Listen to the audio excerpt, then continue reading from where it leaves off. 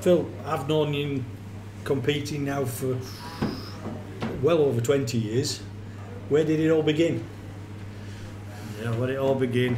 It all began on two wheels, to be honest. Yeah. I badgered my dad for a motorbike, and there was the only way I could have a motorbike was if I competed, not just wreck fields. So I got a trials bike and started it field so I could ride it properly. And then he said, right, ring such and such up, because he used to be a member of a motor club. And I started schoolboy trialling and did all right at that, to a point where before cars came along I was riding for Dick Harrison. So he was giving me a bike and I was riding, as long as the deal was, if Michael doesn't use it, his son, you can use it. But the initiative was he was hoping I'd buy it. Anyway, I did that for about 1/2 seasons, and it got to like 17 and the cars came along. And a mate of mine said he'd entered some road rally round Barben area, would I sit in with him in a Mini? So I said, yeah, all right. So we got this map out and I was like quite confident, yeah, I know these roads, that's fine, that's fine. And so we did a bit of road rallying in this Mini. But on a Sunday afternoon we were banger racing at Wharton as well. So we were doing a bit of that. Road rallying then proceeded to an Escort. We bought an Escort between us and did the last year of road rallying before they banned it. And it was like, now what do we do? And I was, by then, Bob Green was my manager at Kirby Motors. He wanted to go with Mal to do internationals, and his Escort was there winking, so I bought that, and that is the original PUW I bought in '86. And that's when I bought it. Yeah, it was, and I bought it. I won't say how much I paid for it because it wasn't a lot in real terms now, but it seemed it at the time. Dave Metcalf did egg gasket on for me because I wasn't confident at 17 doing a BDA egg gasket. And we set off doing Club Wigton's Championship first year out, of which one at rounds was silver. We didn't finish, it did diff in Longridge. And then we sort of just moved on to Kirby Championships, and things just slowly progressed from there, from the early days. So that would have been likes of Lakeland stages as it was then, Malcolm Wilson now? It had just started, I think it just started being, I've never done a Lakeland, it was always Malcolm Wilson. But in them days it was Kielder, Ennerdale, nothing like the format it is, or it is now. Well, it was some airfields as well, weren't they, among it? Yeah. The old Lakelands. The old Lakelands were, because you used to do Lowther as well, didn't you? But what other events would have been there? Pendragon? I did a couple of Pendragons. I rode, it was my first accident on a Pendragon on Walker. And then one year I was on for winning it but had a puncture, and then I finished third one year, and I never did it when it found its way back. Because I had trophy for how many years, a third overall, and then finally when it restarted again, got it back to somebody. But yeah, them early days, we were doing rallies that don't even exist now. There was always an east-west divide. There was quite a lot of competition from west and east, and you would go over to like Amsterley, Slaley for two, and it was always who could, and then they would come back over as well. I recall Allerdale. It was the Allerdale. Allerdale. Yeah. Little smaller, but using like Wilson Forest and that. And there was always rivalry who would take more spots back over the line, if you like. And there was some good competition back them days and some good rallies, but they all have gone by and you'll never see them again. Yeah. And then we set off going further afield in early 90s. I started venturing a bit further afield, leading up to, by that time we're on second car, on second variant, and then same number plate. Oh yeah, it's always still the number plate. And then we headed off in 95. We tackled BTRDA properly, did Mick and myself, and that ended up, we finished 4th overall in 95 and won over 2 litre class. And then the other Burton fella with that Alfa Ferrari won it that year. So, but that was a good year's rally with some good fun with Mick. And then we ended up due to other commitments in the sort of latter end of the... Well, I got married, that one thing didn't help. And then rallying sort of just stepped back a little bit for a few years.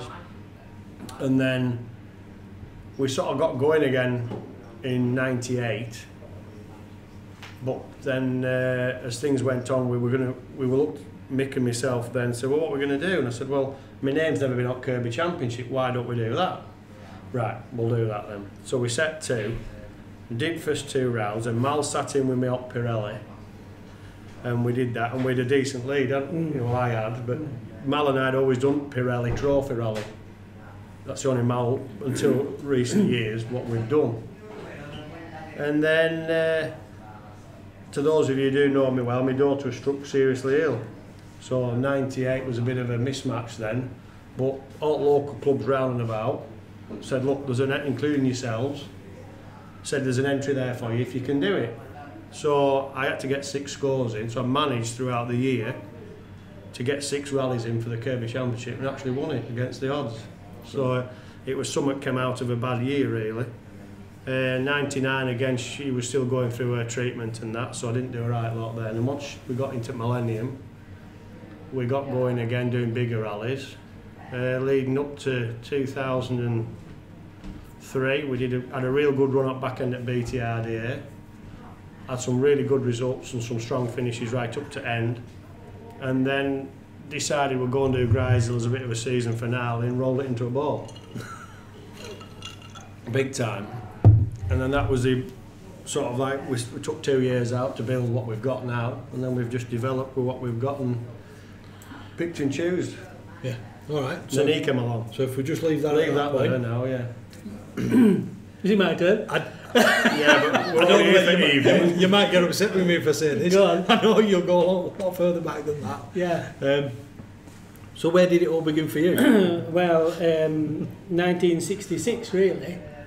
50 born. years ago. Right. 50 bloody years ago. I joined Kirby Lonsdale Motor Club, and there was another schoolmate wanted to have a go. He had a Mini, an 850 Mini. This is Eddie Otherson. All right, yeah. And he wanted to have a go, so I said, all right, well, let's have a go together then. And he said, car's ready. And I went down to Biggins Hall farm where he lived, and there was Mini sat at yard, and it turned all the rims the other way around, so the wheels out everywhere. I said, I don't think that's a good idea, Eddie. So anyway, we put them all back where they should be, and we went to Kirby had a 12-car maiden rally series, and I think there was something like 6 events on. We didn't finish them all, but there was a lot of other newcomers as well. Anyway, I managed to win the navigators section on that, and I still have the trophy. It's a little half-pint pewter mug. 1966 maiden rally series. So that's where it started, and really I didn't have a regular driver, just people sort of wanting a navigator here and there, so I would go and have a bit of a do here and there. And David Scaife would be one of them. We helped him build a Cortina GT in '68, and we went to do the Granite City, border counties, all in this Cortina. Mind you, we drove it up there, we did the rally, so and we drove it back. Put that bit, not way to Granite at top of Aberdeen, Aberdeen. in rally car, do rally, Yeah. and drive it home afterward. The roughest rally in the world. But I mean, we did it. We went there, we did the rally, and we got back. It was a bit of an adventure, a hell of an adventure, really. And we didn't book any hotels, we just let it go. That was it. And so I was with Dave for about a couple of years, in amongst other things, and then I joined Clitheroe District Motor Club in 1971, and I went navigating for a fella called Ian Grant that lived at Grindleton. And Ian was very keen. He bought himself a new RS 1600. And the first event we did was Kirby's January Rally. And I think we came third overall on that for a start. And then it progressed, and he wanted to go down and do the Welsh. We did the Scottish, we did Mull, and we did the RAC in 71. So that was a big year. And we finished, the only one we didn't finish was the Scottish, and the broken gearbox on that. But we managed to finish all the others. Mull was, let me see, it was first, second, was it the third year of its running? Was it 69? 69 was 69. 71, that's it. We were 12th overall, which wasn't so bad. And we'd been in a ditch as well for 2 or 3 minutes. but that was Ian. It was Ian never fastened his helmet. He put it on and the straps were dangling. So that was Ian. But after we did that year, we just did the odd one here and there, and that was all there. I think the interest went, and he also had a heavy crash somewhere, and it kind of wrecked their car. He never rebuilt it. So that was that out of the way. But I still kept on my membership for Clitheroe. We used to come down to, was it Lowmoor? Yeah. Lowmoor for a few years, and had some really good nights down there. It was a good night out, was Clitheroe Motor Club social evenings. I knew quite a lot of people there. And you paid to say that. Hey? You paid to say that. It did used to happen occasionally. Yeah, I mean, there was people like John Morton who we see occasionally, not very often, but just one of the characters of Clitheroe. But there were others in and around that time. There's like navigators such as Don Davidson and of course Roy Honeywell and such a lot. Ian Greenrod. I mean, they were all doing we were all doing the same rallies, motor news events, night events, stage events, everything. We just did them, because it was fun, good fun. And right through the 70s, well, John Thompson up here at Clough Farm, I navigated for John for a good number of years actually. I had some wins as well, silver stages a couple of times, and Grisdale.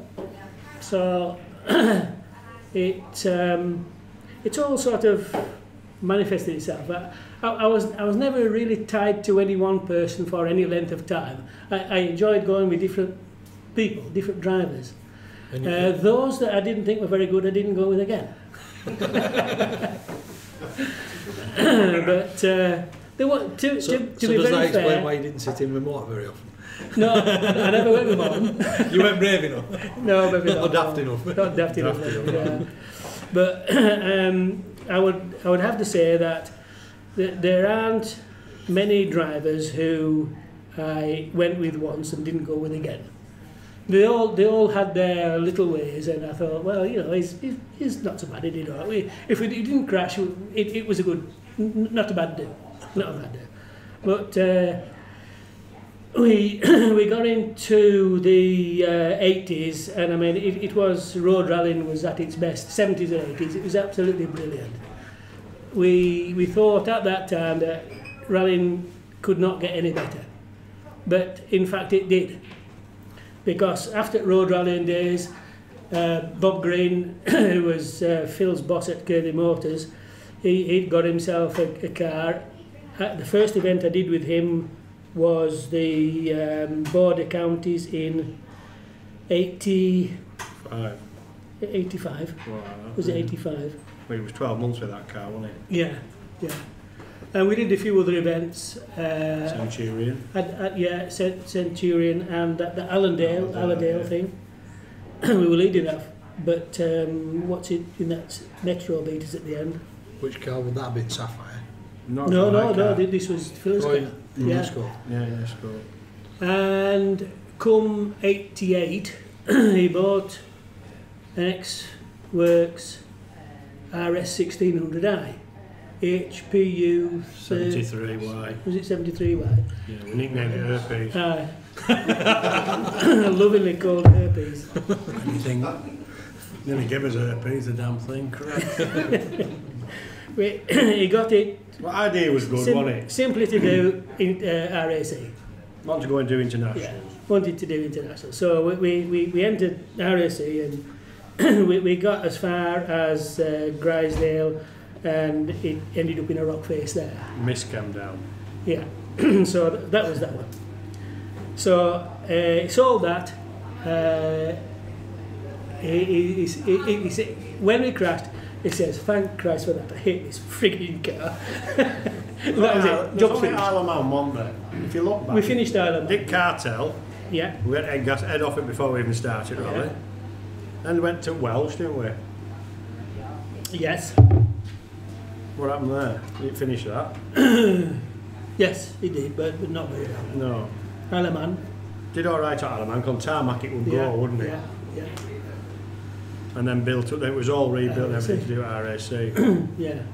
And so after that was sold, he got a V4 Sierra, V6. 4x4. Yeah. And we did 2 seasons with that. It wasn't a quick car, but very, very reliable. And we finished 2 RACs with that. And you know, being a Group N car, it was like 4th or 5th in Group N, something like that, which was pretty fair really for a bit of an old slugger like that. And then he got this Cosworth. That was a 2-wheel drive affair, and in '92, the RAC that started in Chester, we'd got scrutineered and everything tidied up, went back to hotel. Should be throwing this question out to them. What happened next? What happened next? Did you get nicked? Yes. It was stolen from the hotel car park and used as a getaway car for a ram raiding crew In Millets. in Wigan. They did. They backed it through at Winder into Millets. That's it. Did you get it back about a day later? Yeah. Like you couldn't start the rally because obviously you were like That's right. Yeah, he couldn't join in at that time because we'd missed a day. You actually made a question a sport question, didn't it? Why did Yeah. Bob Green not start the 1996 RAC rally? And it was And given to 92. Steve Davis, and was it 92? Yeah. And he said because he had a puncture. But rugby player fella, old Bill, Bill Beaumont. he knew answer. He had it straight away. He says, yeah, his car was stolen. He was doing the RAC and the car was stolen, and it was used in his ram raid as a getaway car. Luckily, So that was- it was seen actually on the road, wasn't it, after a few days I later, believe so, yeah. before they burnt it out. So he did Grisdale with it all still bent and damaged again. Yeah, yeah. Because it was wedged in. It was behind the hotel. And Fritz's exact words, if Beagle comes round corner now, someone's going to be on the floor. You know, because he thought it was a setup. We thought we were involved, but you could see Jerry it. Beadle. They'd battered its way out. And Clive's sister's car was up front outside with keys in it. And they come round back and got it was wedged in with van and car, wasn't it? And it was right in car, and they ran both cars out at road to get it out. So the year after that, it converted it to 4-wheel drive. So that was a better proposition altogether. And we did manage to get worked our way up to 18th overall before we rolled it in Wales. But we managed to keep going and we ended up 24th, which wasn't that bad really. And then a similar result the following year. Yeah, we're in the snowy one now, that really snowy one. That Jolie did well on. 92, 93. That Yeah, would have been. 94, 5 and 6, we did it in the Escort. And Because he that was Group N again. And we were always something like 4th or 5th in Group N, which was pretty damn good anyway. But that's why I say it got better after road rallying days. We couldn't, you know, we entered 8 RAC rallies and we finished 6 of them. Failed to start one, but you couldn't even think about doing that now. No way. No way at all. And back in the days when it was a real challenge. Oh heavens, yeah, around the country. Yeah. Yeah, we were chasing Yeah, out well, all over. 1,000 stage miles and Yeah. or more even, wasn't it? Yeah. I mean, the first one I did in '71 with Ian Grant, it was a 5-day event, and you'd 1 night's sleep.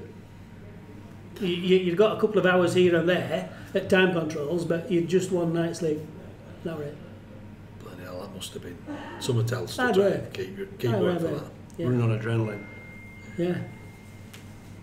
But it just so happened that there was a film made of it. Was it Barry Hinchcliffe from Harrogate? It started. I think that's the one, isn't it? That was the one. I mean, there was a lot of stages were cancelled because it was just snowbound. Couldn't get through. Yeah. But I mean that's that. That brings us kind of up to the 90s.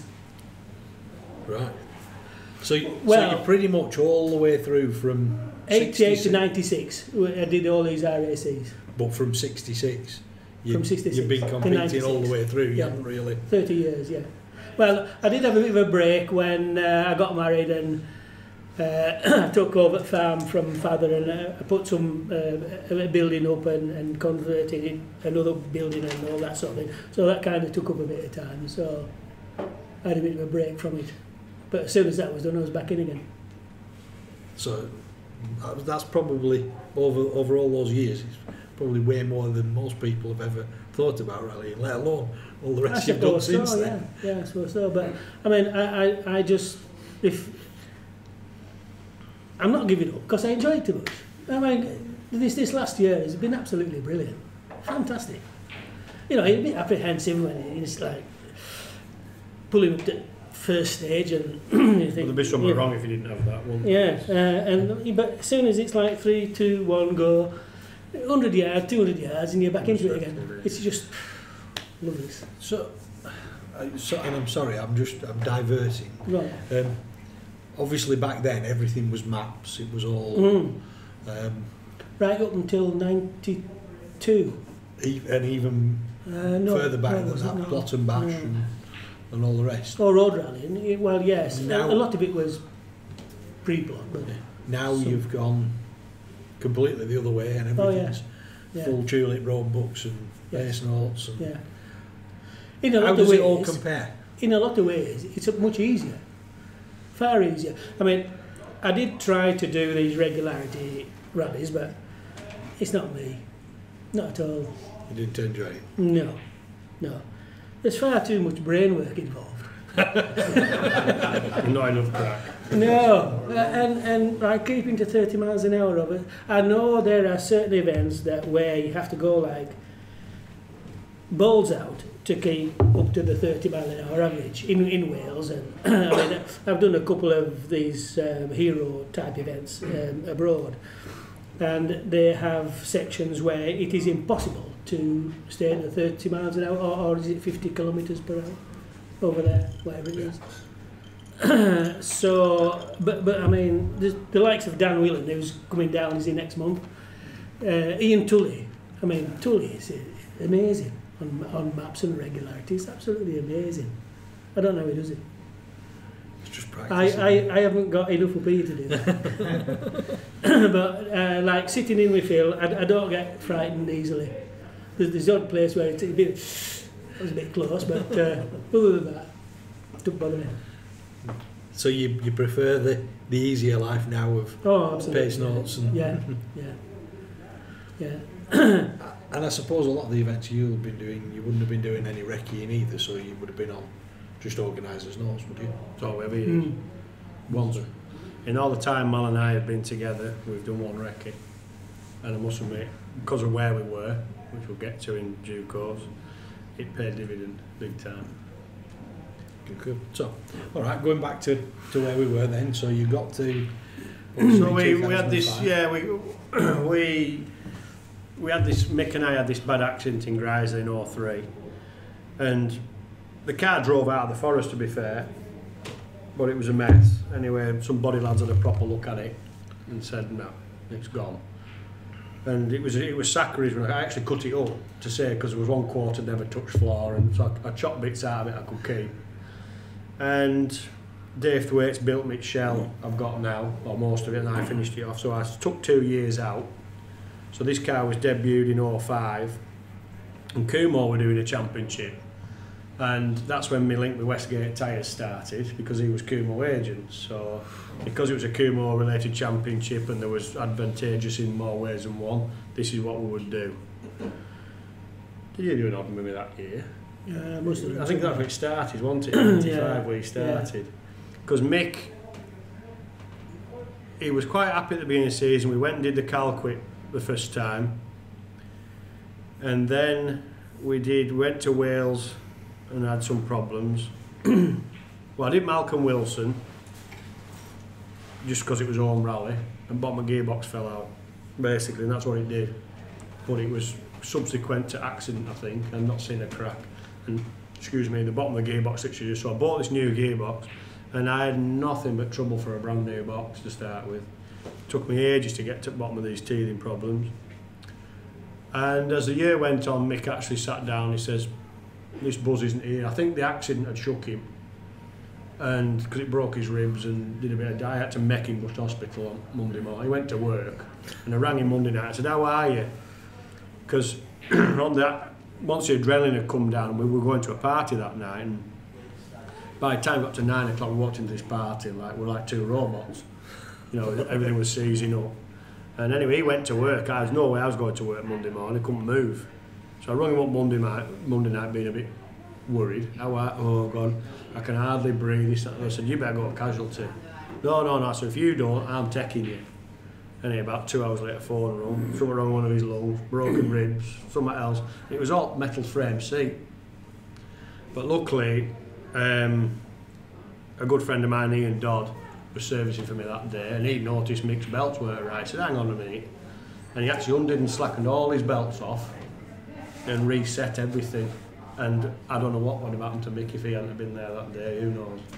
Because they weren't, they were miles out. And I didn't know, I just leave them to it, But, so we saw... That's Mick Fallows. That was Mick Fallows, who was... because I've only ever had, apart from one of my mates' wives who wanted to sit with me on an airfield event, there's only been Mick and Mal in all my rallying career, so... And so Mal was drafted in and did an odd one with me, and him and Bob had a bit of an accident somewhere around that time. Yeah, that was 06, wasn't it? Once we got into 06. No, was it 06? So you're only... 05 maybe. Yeah, it'd be 05 when it was somewhere around there.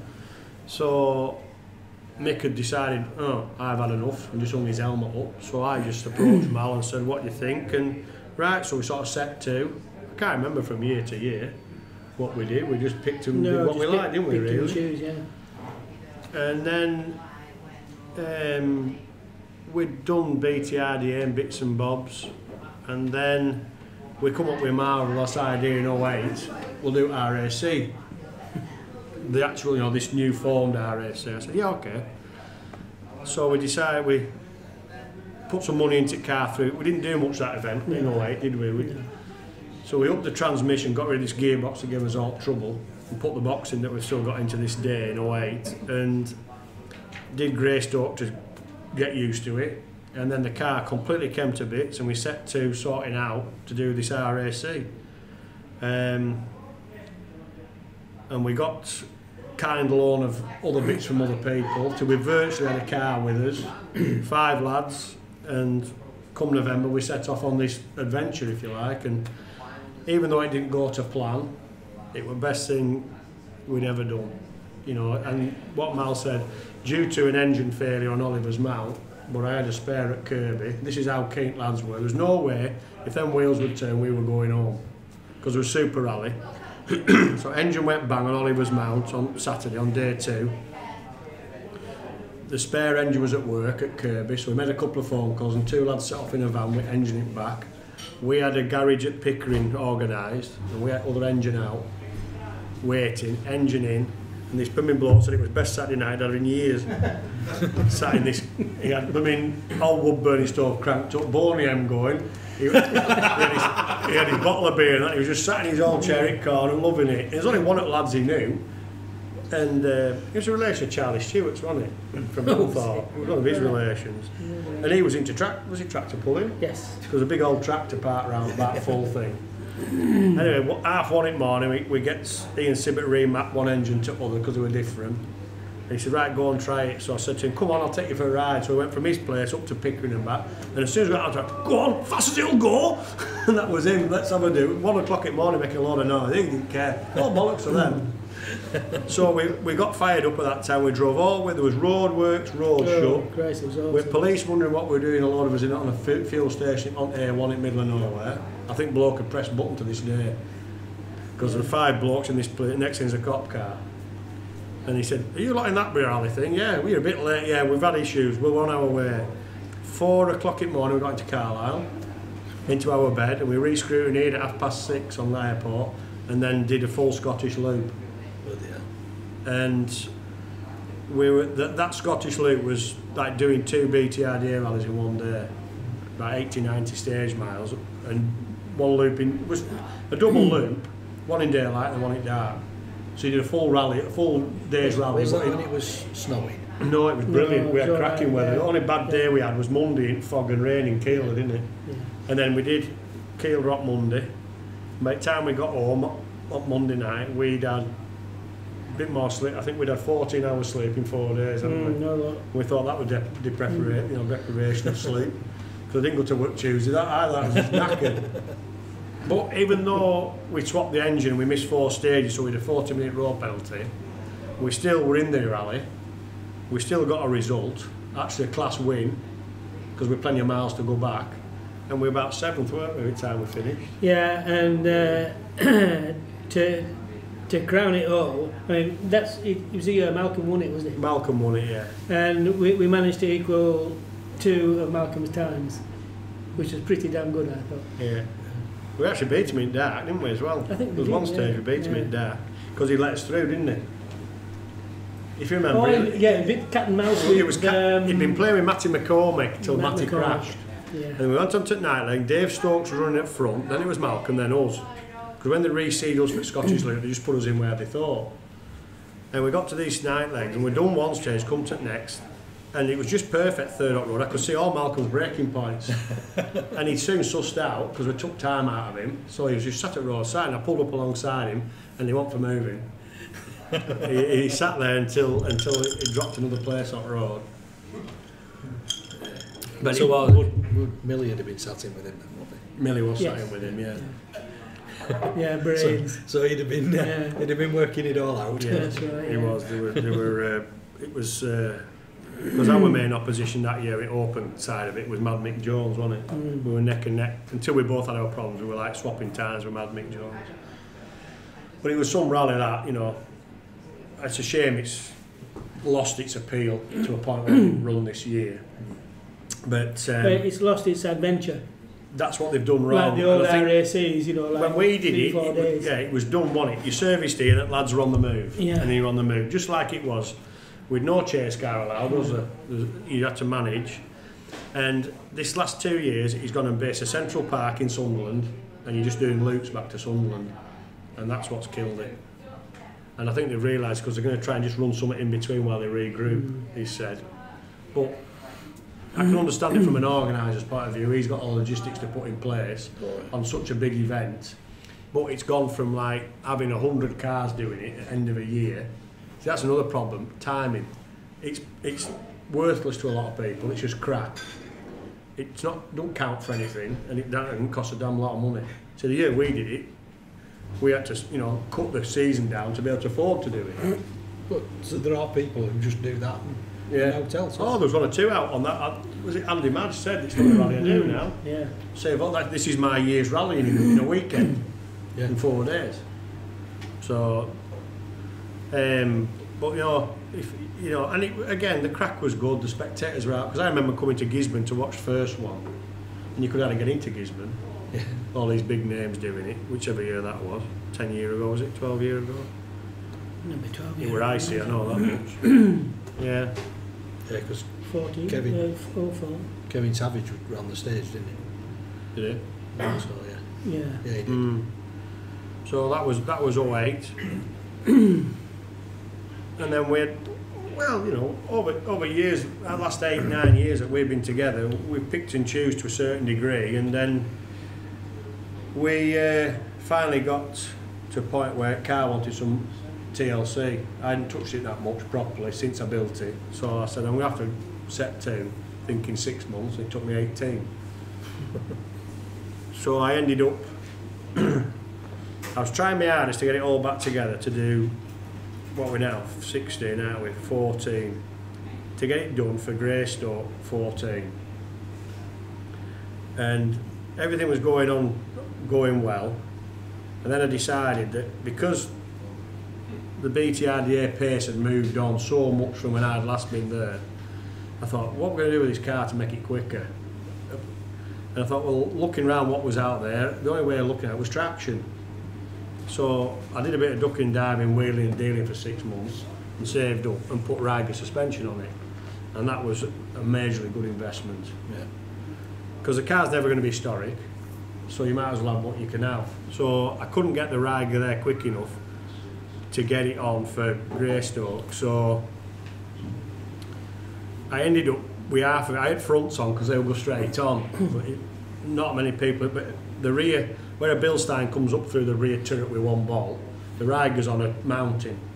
So you had to modify all top at 2, and I couldn't do that in 5 minutes, so that was that out. So I took it to Eve's to tell to Cars a Star, 'cause it was all gleaming, repainted, and it was like I said, up front. And there's a lot of conversation about this, that and the other that particular day.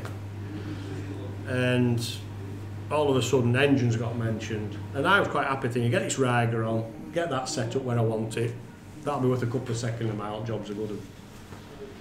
And because we'd done Nicky Grist and something else, hadn't we, and we retired on that, but we were off pace, weren't we? We just put it down, and we watched it in car. It just wouldn't go, would it? It just wouldn't do, so... It wouldn't go out of corners, would it? No, we were struggling to get away.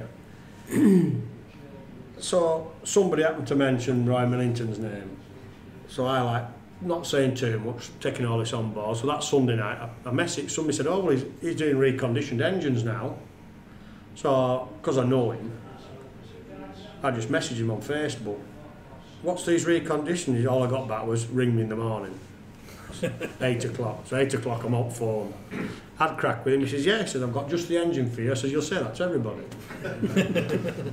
He says, no, seriously. He says, he's come out of Paul Swift's car. He's gone to a Series 2. I says, why? So he gave me some spiel, I can't remember the time. So I said, right, give me 24, 48 hours, have a think. So Facebook Paul Swift, can I talk to you? So that night he rang me. Why have you sold your engine? Because one of my sponsors said he'd bridged gap. He says, there's nothing wrong with that engine. He says, otherwise, he said, if he wasn't willing to put the money in, he said, I would have just had it refreshed and back in the car, I assure you. Right, that'll do me, because Roy was going to bring it up onto big bores, nut and bolt it right through, blah, blah, blah. So I rung him back, I says, right, have we got a deal at such and such? Yes. So I had 2 YBs, so I got them up for sale. So I sold both my YBs and everything that went with them, and put all that money and a bit more into Millington. So I kept it completely stum, I didn't tell anybody. And then also I'm driving home one night and Trev Smith rings me, who was at the Eves that day, and we talk about work, and all of a sudden he said, have a drungle drum's been beaten? I said, no, why? And he started laughing. I said, why, what are you on about? He said, oh, I bought a Millington, and I started laughing. I says, that's funny. He said, why? He says, well, so have I. So we both got them together, and he has hardly used this since, but we got mine in, and I blagged Coast Guard duties at Grisdale just to go and give it a try. We got to the first day, we just looked at each other and said, bloody hell, this is a bit different. The thing is just so tractable, low down, everywhere where you want it from a rally engine. It just, no matter what gear you're in, it just goes. Yeah. And so when we've sort of got this car that's got we decided, what should we do? Constructive. So we decided, because the class was there for the car, we would do the RAC. So I signed up at Autosport last year, got job sorted. I approached some local businesses around Kirby rather than just expecting one person. I managed to get 4 new sponsors on board, told them what we were doing, what we could give them, and they were all up for it. So off we went down to Red Kite, and up here was atrocious weather, wintry weather, but down there they'd had nothing. Well, we took it with us on trailer because we woke up next morning and just put on about an inch and a half, Very little. but then dropped about 20 degrees and it just froze it solid. So everything, well, we couldn't even get to the first stage, could we? No. You just couldn't even get to it. So straight to second. Oh, was it second? No, we did first, didn't we? Well, we went through it. We went through it, yeah. So we drove the first stage, missed the second out, and then other side of the valley wasn't as bad, it hadn't had that much. So we got through this snowy, icy rally, and we got to end, we finished 11th and won RAC category. I thought, well, that'll do. That's not a bad start. And sort of got people that was, you know, because we were new, we didn't really know a lot of people. Right, when's round 2? So we went to do to Mid Wales, and I don't know anybody here's actually ever done. I know Nigel probably has. Maybe have you been in likes of Sweet Maherthrin and that? Maher and that. And everybody talks about this Pikes Peak. Well, that is some stage. It is some stage. I just couldn't wait to get in. We were going up it to start with and coming down it at the end of the day.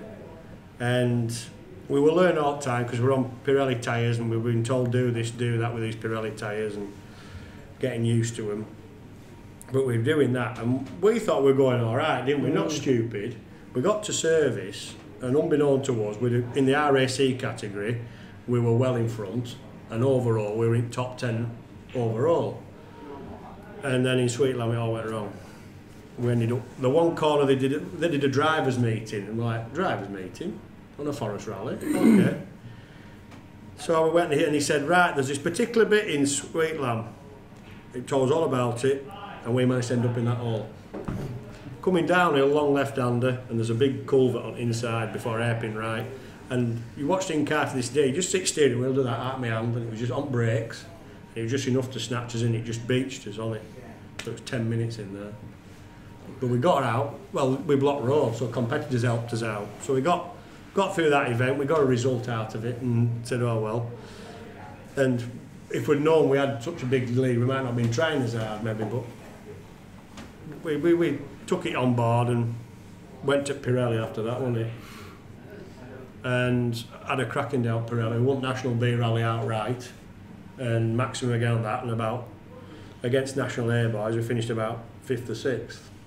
Bit of a scare that day, we got away with a road penalty, didn't we? Yeah. With a right marshal that was just slammed on, told us to get on with it. So we did our maths and we still had we lost 1 minute 8 lead down to 8 seconds. I said, well, it's all right, we'll build it back up again. Anyway, he didn't penalise us, we got away with it. So we won quite nicely that day, but it was just one of them days it all went, didn't it? It just went right, didn't it? It really did go right that day. And then back down Wales, Severn Valley was next. Now that is a good rally. Hard on tyres and car, but a good event. And I had a pretty good memory for roads, and I soon clicked on that we've been in here on Red Kite with Crecken and a few others. So the times were coming nicely. And again, we were up with Front Historic boys having a good do. And it was on telly actually where it happened. We hit the brakes in the middle of the second run through Crecken and near side front wheel split straight in half. That way on, although somebody just cut it. So that was it.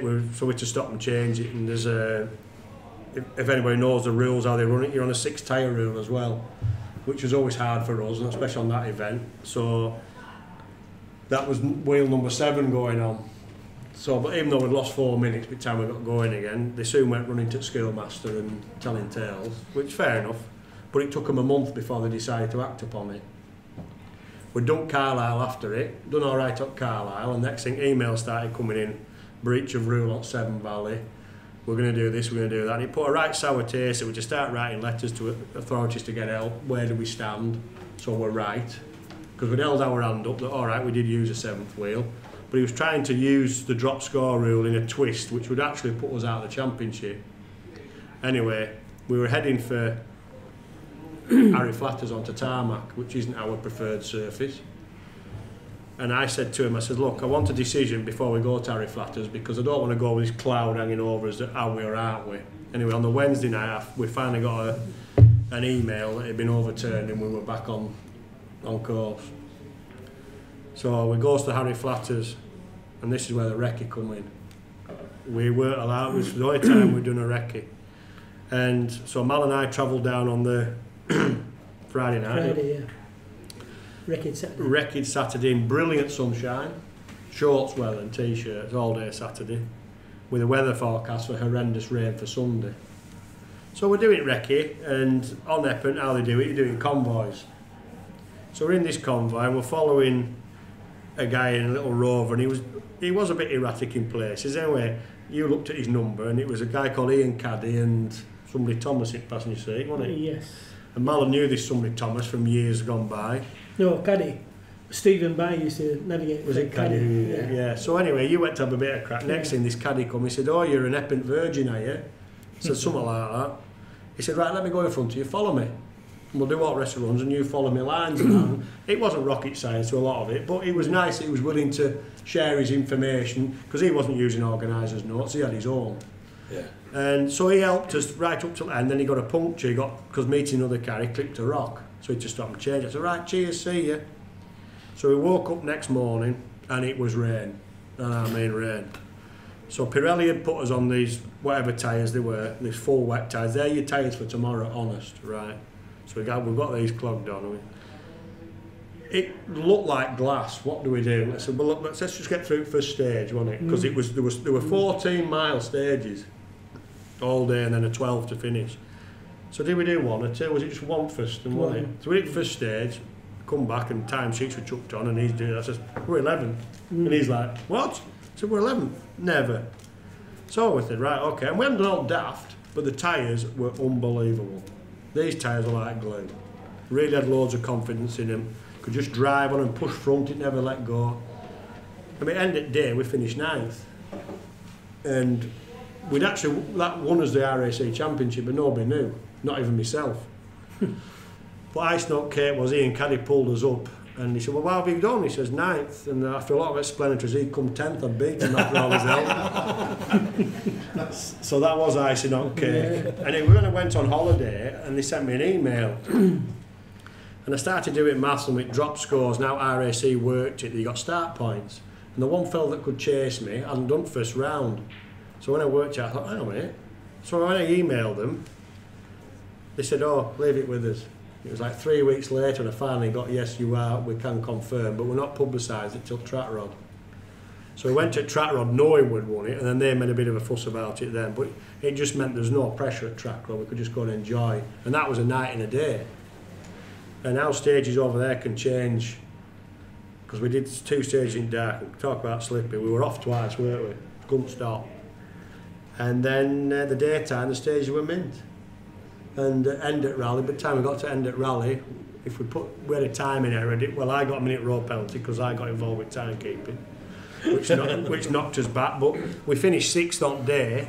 3 was within 0.4 of a second of each other, and with timing error on last stage. Well, I made the mistake at the finish. There was all this hullabaloo. Oh yeah, we never went to photographs and interviews and all this. I didn't go and check the times, and our stage time for the last stage was 35 seconds more than what we actually took to do it.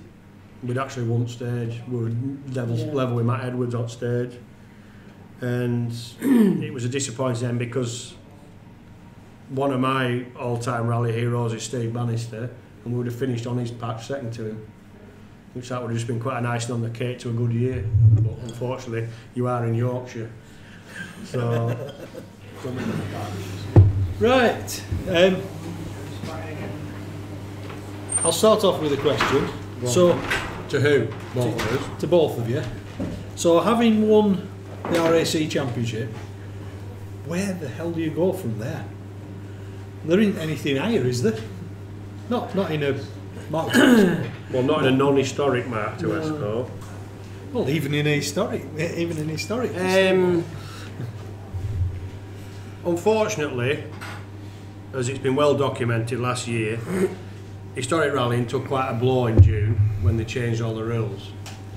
So it left the organisers no option to do something seriously quickly to look after Category 1 cars, which is your oldest cars. Because they were then the front runners on the historic championship. They were then all gone performance seeded now. Yeah. So they've lost that privilege of running first on the road. So even though it might be a talented man, if he's in a fragile old car, he's now running at car 90. So they lost 70% of Category 1. Excuse me. So Colin Eppenstall and his crew had to think, what do we do? Now, unfortunately, part of his plan, we've suffered. Because the rejuvenated RAC Championship for 2016 is tarmac. And they've banned open cars. So they've decided they can get more Category 1s running on tarmac, so they don't need to worry about having non-historic cars. Right. Now, even though I haven't asked the question to his face, from the reactions I've had, I've got on with him all right, but through the year, I think he has regret that a non-period car actually won his championship. And to a point where that's not made his decision, but I think he's glad to see the back of the open category. You know, unfortunately. So that means, because halfway through the year we were saying it'd be grand to come and do this all again this year. Yeah. And defend it as we'd won it. Well, we can't. Because we can't. There isn't a championship there for us. No. And I've wished him all the best. You know, he reckons he's got more entries for round 1 of his new championship on tarmac down on Bovington Airfield than he had for the Red Kite. And if it continues, but to say it's supposed to be the stepping stone to the BHRC, it can't be that stepping stone now because it's a completely sealed surface championship. And cost-wise, because I sent him an email, and people can contradict me here, but when you're on a limited budget and you're relying on volunteers, 3 events of your championship over water, 1 being in Belgium, isn't ideal. No. For getting people away from work for that length of time. Because when you mention it in January, we're going to go to Isle of Man, we're going to go to Ireland, we're going to go to Belgium. Oh, great, we're in for that.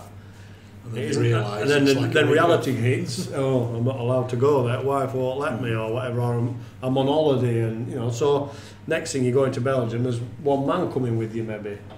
So and he has to travel on his own because you've gone ahead to do a recce.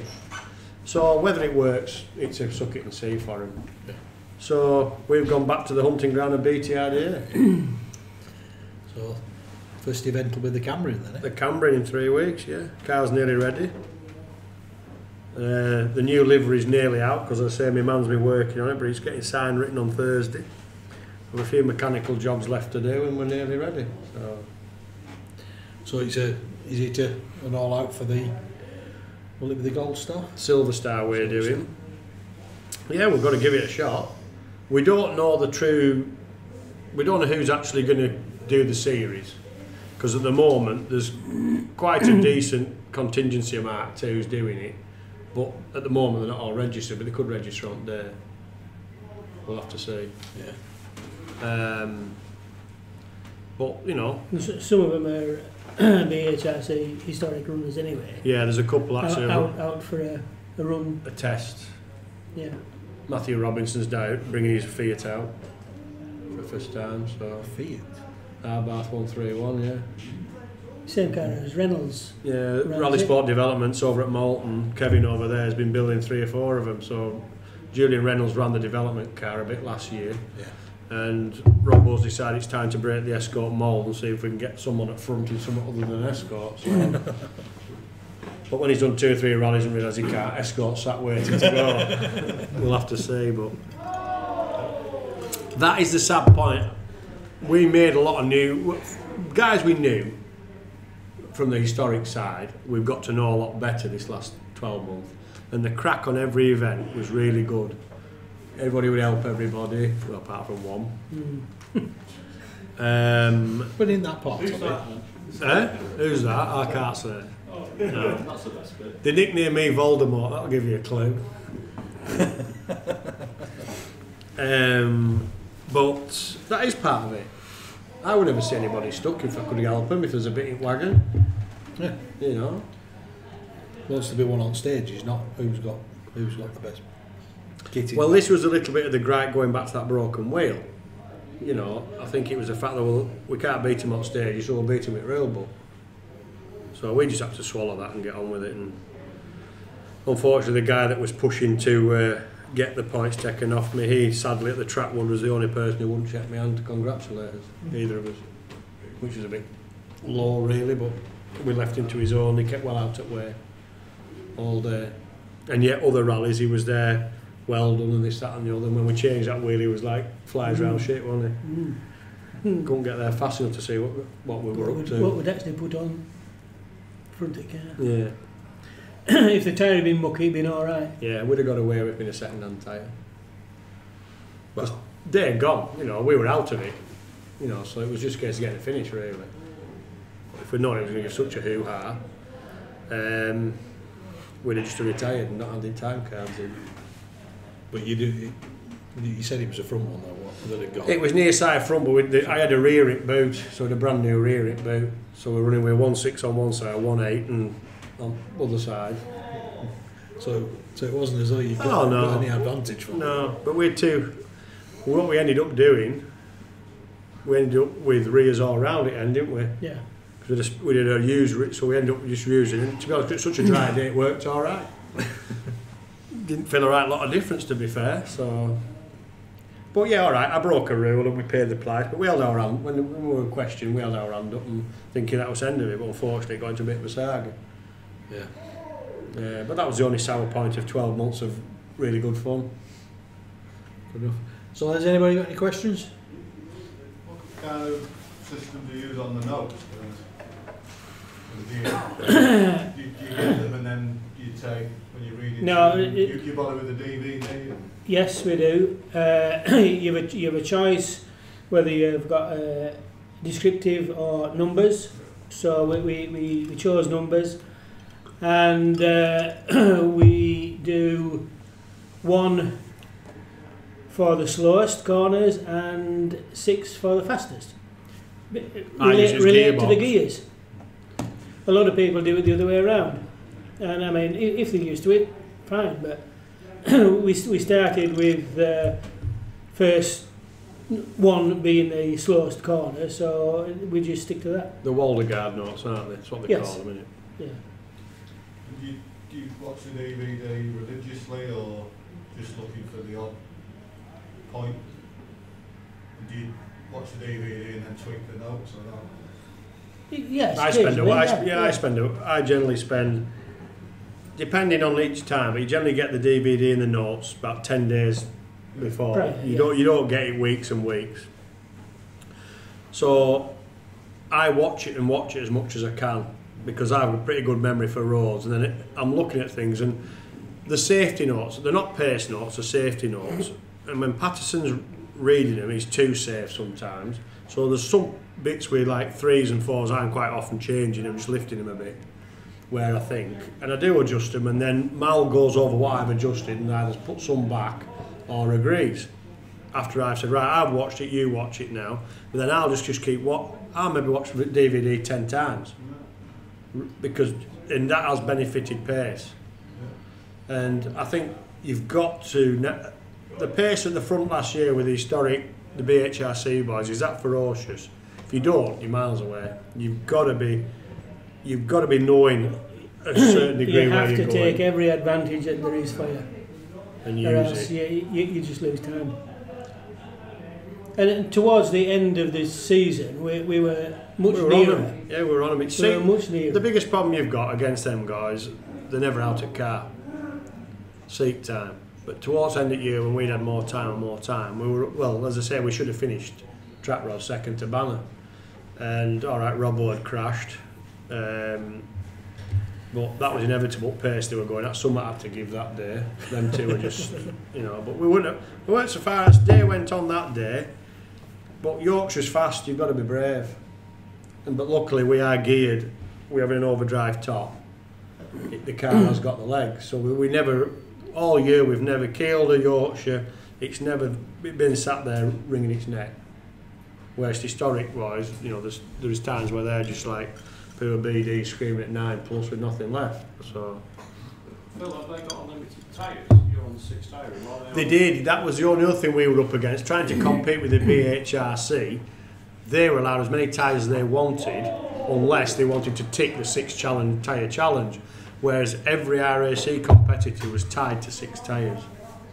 Because we said a dry rally, we reckoned the ultimate way we just use rears all day and keep rotating them around car. Rather than just the normal way we do, we was just 2 new ones up front and it was just 4 up back. And then you had to, but with no chase car, one service, you 2 till dinner time, 2 years on, they had to last till end. And you were having to manage them, which, to be fair, even though I'm upgrading the engine with more power, but we're having that much more drive and torque, you could actually, rather than sitting there scrabbling on power band, you could actually drive the car more, and that did preserve the tyre. But going from Kumho to Pirelli, we were getting so much more mileage out of Pirelli's. It worked with the championship we were doing. We also found that tyre pressure made a big difference. Yeah, we were on start line with 19 psi back tyres because they're so heat sensitive, and you've got to just keep. You drive to stage start down to 19 all round, Duke stage back to 19, and you all day just let them. End of the day, just let them down a couple of psi because the heat's in the carcass, it's in the hub. When you're using on a dry day, when you use the hard tyre, we travel to stage with handbrake just slightly on, generating heat to get heat into the rim, so carcass is hot before you start to get some warmth into the tyre quicker. Sounds a bit aggressive, but that's just one of the ways just getting some heat up. And it sounds ridiculously low to be starting a stage on. Oh yeah, when they first said 19, I'm like, because the first time I used them, I just put them at 26. Yeah. Well, it got to end, we didn't know, but it was like, bloody hell, they're through the roof. So yeah, they've got to be low. But what pressures were they running at when you freshened them hot? You could drive, for example, I checked them from Newtown to the bottom of Pikes Peak, which was about 20 mile, wasn't it? Yeah. They were sat at 20 and they were at 36 at start of stage. And then drop them back to 19. Then when you on a Monday morning in garage, they're sat like 10 psi and nearly flat. But they've got the Pirelli tyre's got a big hard carcass. This is why you've got to get them soft. But that helps. You don't, touch wood. We never had a puncture all. Even when we wheel split in half, the tyre stayed intact. Could you not use that tyre and put it on a new wheel? Not in middle at Forest. But yeah, we'd have got away with that. It's 6 tyres because Baz Wheeler, he done same it morning and changed it, and he went to Pirelli and got that tyre put back on another rim. So he managed to get another rim, but he was still the same tyre. So, although I beg to be there, I don't think he did, but he reckoned he did. He'd already seen what had happened to you. Yeah, no, mine hadn't happened then. Mine was after dinner, but yeah. Now, whether they're going to do, see, they had to contradict it because we went to Harry Flatter's in the tarmac, and because the weather was like, is it or not, the 6 tyre rule was thrown out the window that day. We had to sign a disclaimer, use what you like. And we've signed to say it because they didn't want. Well, I'd asked a few weeks ago, so we start a stage and it's bone dry over here, Epping being as it is, it could be hammering it down over here, and vice versa. So they were looking at it from a danger angle. Once we signed that disclaimer, the choice was us, ours then. So, but as it happened, it rained and rained all day. So we only used 4 tyres. And there's still loads of life left in them. So that was the cheapest rally you did. So did you use new tyres all year, or was it? Yeah, I'm very fortunate that the tyre deal I have, and I've secured it with Pirelli again for this year. We get so many tyres per event supplied. But I don't like fronts. I probably maybe used 6 front tyres all year. But yeah, rears, we were using 4, our allocation of 4 rears per round. So this year with BTRD it'll be a bit different because I don't have to worry about if I want, I can chuck more at it. You just have to worry about the bills. Just have to worry about the bills because we only get so many, cheaper and whatever, then the deal sort of goes up. But this is where the PR, I spoke to Pirelli at the Autosport show, and we were talking between my dealer and a man from Pirelli, and he said, because you've given that much back and exposed the fact you're on Pirellis and mentioning us and this, that and the other, we're willing this year to give you a lift. And he said, just carry on doing what you're doing. So it's not rocket science, but it helps. So you're getting some appreciation back from there's 1 or 2 of them. From even Pirelli. And yeah, Pirelli said, you've mentioned Steve Harkness a couple of times, you've mentioned the fact that Pirelli tyres have helped, so you're mentioning Pirelli, the stickers, the hats, all that, it's all you need to do. And then get some results. Yeah. So it's not easy. It's not quite as easy as that. But you've just got to get the results. You've got to get the results. The maintenance programme we set all year with that car last year, we were always at it on top of it. whether it was either like halfway through the season there was a full new clutch went, box was stripped 2 or 3 times just to be on pit, so was axle ended up, well, it had a crown with a pinion at the start, didn't it, because we bust that when we were testing, and then the diff had to have a basket in it that was cracked. So we changed that. Half shafts have done a season, so it's new half shafts. You've got to keep, if you keep it like that, the car will stay reliable with the power. But the back end, looking after the axle and the rose joints, link rods, with all the extra power, that's where things wear faster, when it's working harder. But to be fair, you've had fundamentally the same car for oh yeah, the 20 car years has now. The car has You've a lot of experience of that car. Yeah, the car is like somebody said to me at the end of the year, sell it. You know, and buy an historic car, because I can't convert it back. But we haven't had the benefits and the enjoyment out of what we've done to it, because it's just such a joy to drive now. From both sides, I don't mean just me driving it, but you know, Mal will say the same. Actually, riding in the car. I have to read notes a lot quicker now than I used to. Yeah. Well, now you've just said that, if anybody in the room has watched me in-car camera from one of the stages in Grisdale, the long straight down to the scissors, where it sat at about 7.5 in 6th gear, all of a sudden it's like a gibberish because it's coming out that fast. You just realise we're tramping on here and I'm screaming for more, and all of a sudden from a normal conversation goes faster and faster and faster, faster until we get to end it straight, because we're tramping on like, yeah. But we've started working together, haven't we? This last year, yeah. You know, of what's where. I'm talking back. If you need me to quicken up, I can just go a little bit quicker, you know. But it doesn't like me being too far in front. No. You just get lost in the moment. Yeah. So do you only buy notes? Do you make your own notes? No, we buy them. Buy them and check them. You don't really get a chance to. What did you make of the Matt Edwards fiasco with the dodgy notes or whatever? Well, last year's RAC. Yeah, I mean, did it make any difference or not? No. No, so he was driving it. At the end of the day, them lads, at the RAC, they're at the front, they're pushing. What Matt Edwards did wrong, it was wrong. It was how it was dealt with. Yeah. He should have been punished there and then when they found him. Because it was only, I don't know the exact, I don't know if Mal does, but it was only something nothing. It wasn't like a book of pace notes, it was just some I've seen showed him there, I've seen. Just some additional stuff. It was just nothing. It was nothing. It was a notepad. Oh, We right. were doing my car at the time when and it was just nothing. You know, but it didn't make any. You don't think it made any difference doing I don't think it doesn't make any, because there were some of them stages anyway. Him and Robbo were identical. You know, they were on identical times. Yeah. But they should not allow Matt to go over the finish line as the winner and then disqualify him. Yeah. And took all the glory away then from Matthew Robinson. Yeah. So it was really more the organisers that were at fault for the way they handled it. Yeah, because they knew about it, didn't they? Yeah. They knew way before, didn't They knew that, and I think even Matt himself had said there's going to be trouble. Yeah. But the trouble is, it's tarred him as a cheat, which, you know, is a bit unfair, in my think. So, but he's, you know, he went away for a while, and then come back, and then I say selling car now and going BRC. Well, to be fair, he did have a fairly lucky escape, really, with his accident. I believe so, on yeah. Malcolm Wilson, that was very lucky. Nearly cut his jewels off, didn't he? Yeah. To say the Lesson least. to be learned there.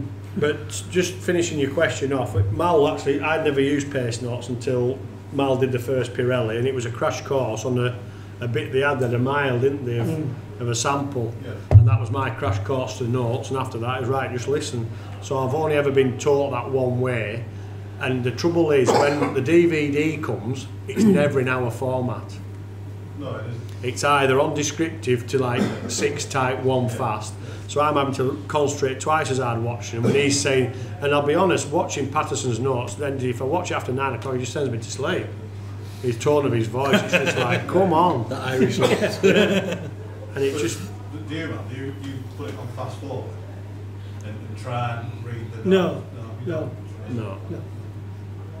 Because it's quite difficult when it's 30 miles an hour, it's I think the DVD. Yeah, but you need one that'll go at 60 pace. Phil's got such a good memory that, like he says, he'll watch it up to 10 times.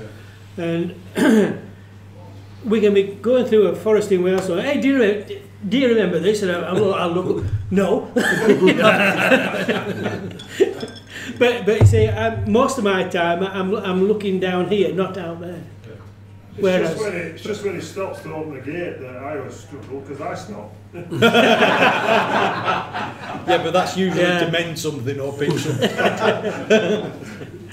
They do say there's other people out there with better notes, but it's a case of who's doing the rallies that you're doing, and he's the one that's got the monopoly. But there has been some other names mentioned last year, but I know Bill Stewart's notes in Scotland are supposedly far superior, but I've never used them, so I don't know. And there's another Irish guy doing them. Killian Duffy. Is that what he's called? Is that him? Yeah. We've used him on some of the events in Alaman, and I quite like his notes. Yeah. I'd always write my own, but I blame Nigel for that. He told me. He likes his own. Days and days of him. No, I think if you've got the opportunity to write your own, with relatively little practice, you'll soon get, because you're saying what you know, but or what you need. But when you haven't got that opportunity to go and do the recce, then you've got to stick with something constant, haven't you? It's hard enough finding time to go and do rallies as it is, you know. These people that get to go testing on one thing and another, never mind the cost, it's the time they've got to go doing them. Yeah. Any more questions? Do you have a favourite stage out of all different championships you've done, both of you? Sorry, say again. Your favourite stage? Favourite stage. Like of all the various you've done all over the place? That's a difficult one. Well, ping pong from last year to start with. There's some stages that I hate, like the one last year on the Carlisle stages. That was horrendous, absolutely horrendous. But last year, because we were failing either front of the field, you were on decent going. You know, it hadn't rutted up. You go back a few years when you're like bringing up the rear, there'll be some good stages that have just rutted up, and it's not the same. If you're running at the front of the field, it is much better, but everybody can't run at the front of the field. But having said that, it would have to be in Grisdale, I think. I love Grisdale. There's never a dull moment, is there? No, we're never straight for very long. No. It's wonderful. And I mean, we did it last year, and we were lined up to go to TC1, and there was all these WRC cars and R5s and Imprezas and Mitsubishis. This last year just gone. This one just gone, yeah, and there was us stuck in the middle of it. Yeah. Brilliant. It looked quite good actually. One Mark II stuck across all this modern world four-wheel drive, and we finished among them as well. So finished in among them, yeah. So, but you still haven't said Grisdale. You reckon all time? Yeah. For a driver's point of view, you could pick several, I think. But from last year's experiences, the Pikes Peak Meheran will be my favourite of last year, because especially the last days, because we'd been off for 10 minutes, we'd bent, as it turned out, a bottom arm, but we didn't know, so the lads we hadn't time, and the weather was horrendous, so we just tracked it out to get the wheels straight. The rally was run, the pressure was off, and they said, well, we need a finish. And we started in Meheran, and instead of in the morning we turned right, they hooked us left halfway, and then we came right back over the top of Pikes Peak and down. And he got to end and he said, you were supposed to take that easy. And it was brilliant. I just loved it because there was no pressure. The road is so wide, you're going into long corners, and it's like hard as it'll go in third or fourth gear, we're at lock stops, just for like, and then into the next one, other way. You just got the car flowing from one corner to the next in high gears. It just flows. It just flows brilliantly, and the surface is just so easy. Like there's a straight in Meheran, it's neck end of a, with one little bit of a left-hander, just short of a mile. it's 0.9 of a mile. And but you get out of it, it goes right, 200 left, and it's just flat over 2 brows down to a square left. And it is virtually as hard as it'll go at the end of there. You're pulling about 120 before you hit brakes. You just sat there waiting, we'll get there in a bit. And, you know, without revving it to oblivion. And then over the top of the windmills, you're just going through corners in 5th or 6th gear and you just hang it in there, and there's room to just drift. Then even the corner that he shouts up as a 1, we're going around in 3rd gear because there's that much room. And then there's bits where you nip through them trees. And yeah, and also but it all flows through them, doesn't it? There's one bit. There's one bit halfway through Meheran, you climb up onto the top before windmills across your left. You go through a cattle grid, and then there's a right 3 around a big hill end. Yes. But you're sideways about 30 yards before corner, and all you can see on camera is hill end, and then also that road reappears. We're just committed to it. It just there's that much room. Whereas this is why Irish boys are quick, because they're so used to these narrow roads, and all of a sudden they come over here and everything's like a motorway to them.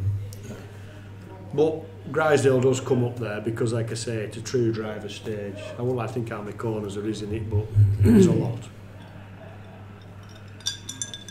Very good. Any more questions? Are we going to get Mo back onto the road rallies? You could manage a road rally? No, I don't think so. The last one I did would be the Burton Midnight, the one that Neil By organised. It was a fabulous event. Absolutely fabulous event. But I did it with Roger Goth in his Viva. And it had a petrol leak, and I enjoyed it initially. Half the event I thought it was absolutely fantastic. And then after that, I was, you know, petrol fumes does not agree with you. And I was just getting more and more fed up with it. I just wanted to give over. Which is a bit sad, really, because it was such an excellent event. Totally illegal, but it was a bloody good do. Up in the lakes, lanes, and various other places. But no, I'm not one of these people who enjoys doing irregularity. Can't be doing with it. What You need to have a little look. And I know there are events that certain sections can be very technical, and there's no way you can keep up to 30 miles an hour and all that sort of stuff. I mean, that being my last, it must be 10 years ago since that was on. Is it thereabouts? I don't know. But I rather like going for a pint Saturday night. My age. After all. No, I mean, I enjoy forest rallying so much, well, stage rallying I should say, that I can leave that alone. I can leave it alone now. Back in your youth, when you were doing stage rallies and there were no pace notes, yeah. How the hell did you cope with maps and having to read them? It's something that's never bothered me. Never bothered me. My brother Gordon, if he down looking at the map, he would always get, you know, upset, and on occasions he would have to wind the window down and hike out the window. Yeah. But it's something that's never bothered. No, I wasn't thinking that. I was actually reading which road you were going to use in some of the forests. As against it shows loads of tracks. Yes. Where the hell it was going. And in the forest, it wasn't that good.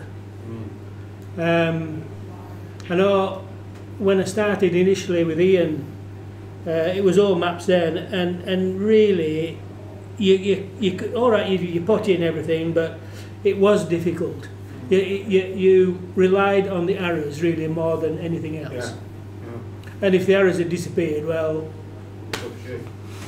I remember, what was it, Welsh with John Thompson. It was very, very wet, and some arrows had disappeared, and we did take a detour, but luckily we got back onto the right track again. Just sheer luck. Just look. But Has anybody seen John Thompson recently? Oh, he's still about. Still about. You see Russell. Russell comes down quite. See Russell, now yeah. and again. Oh, does he? Yeah. Yeah. It might have been difficult, but I'd like to give a bit of credit because when we did the 08 RAC, that was all maps. And the pace we were going at, it's a long event, but he was on maps on all that. Yeah. He's just said I found it bloody hard and just thought, was it just me? Yeah, probably. Yeah. But going back to what you were saying, you should give him a ring sometime. But make sure you've not got anything planned for the rest of the night. Right. Oh no. When he used to ring up, you'd have to set an hour by. He doesn't talk to a lot of people, but when he starts talking, you don't get No, I intend going down to see him. Because he's still digging for victory, isn't he? Oh, yes. I'm buying more old machines and right. working them to death. Yes. Ooh. Yeah. Does he still have his track? Yes. It was used on the silver stages once or twice, wasn't it? Yes. But he still has it. He still has it. Is it used? I think only by Russell. Right. And only when he's allowed. Yes. But I mean, to be fair, Russell's gone He's out very and good, yeah. And you'll probably come across him at BTRDA. Yes, we will, yeah. And John does go occasionally. We haven't seen him We yet. haven't seen him because there was a couple of rallies, Track Rod and Carlisle with BTRD as well last year. We never saw him. Okay, well. And was it in Mid Wales as well? No, that wasn't. The one in the auction mart. Russell was there then. He won Group N. That'd have been Plains, wouldn't it? No, we didn't Well, win Plains. Severn Valley. Severn Valley. Yeah. There was a national section he did that day. Yeah. Yes. Yeah. So have we one last question? What's the reluctance around tarmac? Is it cost of converting the car, or you just? Well, what we did, we've never, apart from when I first started, a car was a car, if you like. Yeah. You went into woods or you went on tarmac and you had a set of billies on, you got on with it. But that were a long while ago, wasn't it? And you could get round, look back to like early 90s when we were doing like Leeds for Tiles Championship, you had so much that was called tarmac but it wasn't, and then the Pendragon came along which was tarmac, and then you had your gravel, but you never bothered. All you might do was put some bigger lowering blocks in back and drop back end of it, and that was it. And as time's progressed, tarmac has come with a lot more specialist, and next thing there's more technical suspension comes out for tarmac, and the setup becomes more that way's gravel, that way's tarmac. And I've always cut my teeth from my banger racing and everything off road and loose surface, so we've never really bothered about going on tarmac, certainly in the latter years. It was only this year there was a tarmac round put in and we had to get the points that we basically, with having the luxury of the Riga, we just dropped the car a bit, went click, click, click and slicked it all up a bit, and borrowed some 15-inch wheels and just reset the geometry on 15s and off we went. And we did enjoy it actually, didn't we? Well, originally we were going to miss it out, weren't we? We weren't even going, yeah. If we hadn't gone off on score. If we hadn't gone off on mid Wales and had that really bad score, we wouldn't even have gone. But we are glad we went. But it was nice because it was 75 stage miles. They were all long stages. The rain, the car on a compromise, yes, we've still had a bit of body roll as low as we could get the car. But with the extreme wet weather, it played into our hands, did that. And that's probably why, although I suppose it had been dry, we would have gone faster, wouldn't we? But it was quite an experience, first time on Epping, and windscreen wipers fell off, didn't they, at one point? So on my side was like I was trying to drive like this, and then high speed wipers couldn't even keep up because it was that bad. It was raining that hard.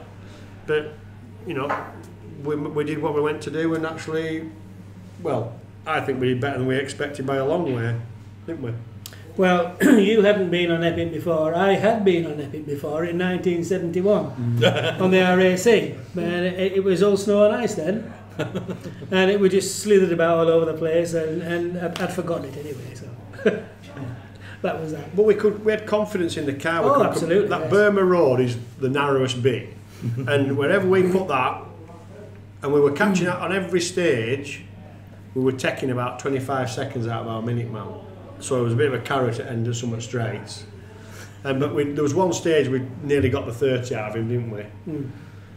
But when you look at some of the places where, because there was one or two horrible, did anybody see Robin Shuttleworth launch his Mark 1 over on Burma Road? Like that rock where it was, round that right-hander, it was just the fact that his tyres let go and he just went straight on, and the thing was as big as this table.